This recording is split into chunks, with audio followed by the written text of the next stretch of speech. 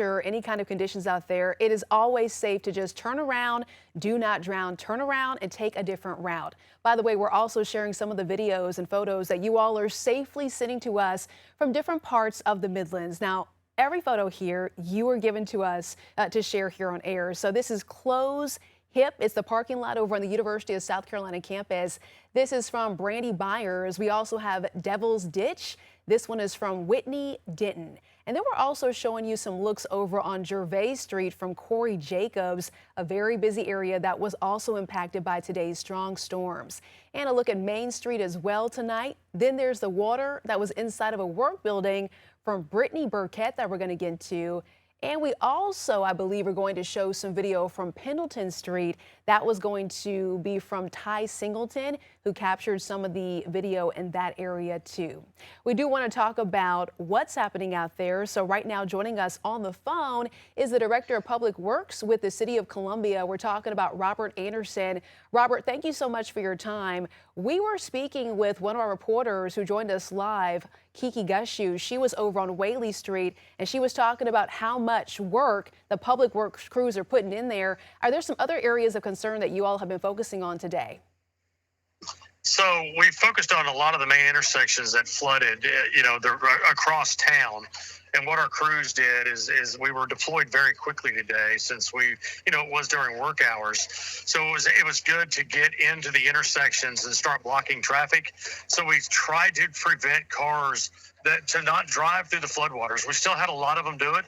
And we can't stress enough for people not to drive through the floodwaters, to turn around each and every time. Sometimes it's not just you driving through, but it's the water you push into other buildings that actually causes a lot of the damage. Interesting. Okay, so I'm also curious, do you have a message for drivers who might be watching and thinking, hey, the showers have stopped, so now it's safe for me to get out there and get where I need to go tonight? So I think it is safe. We've actually looked at all of our flood-prone areas. We've actually worked at Whaley and Maine. We've worked in 5 Points. We've worked outside of 5 Points and some of the other areas that flooded. We've actually cleaned the streets. We've scraped some of them off. We've had our street sweepers out. We've actually cleaned some of our storm drains off. And what we'll do is be back out tomorrow and make sure some of the areas outside the flood-prone areas that we'll actually clean them also. So if there's some more rain, then our system will handle it. Two more questions, Robert. First one being, we know students returned to the classroom today. A lot of them started last week, but does that impact how you all get out there and get your jobs done? Because we also got to think about the school buses that got to get these kids back home. So part of it was this event, even though it was a flooding event, it caused a pretty good power outage in one of our areas. So, some of the signal intersections were not working, when the school was getting out. And we want to remind people to treat them as four-way stops. That's what we usually try to do. But now all the power's back on and most of the water's gone right now. So we think the city's safe to go out and enjoy your evening. All right, that's great. Okay, here's my last question. You all really jumped into action today. You were very quick out there. Is this just something that you all are really thinking firsthand when it comes to getting into action, getting into gear? During this time of year, these pop-up thunderstorms that overtake our systems is something we always plan for. We always try to make sure our systems will handle all the water they can.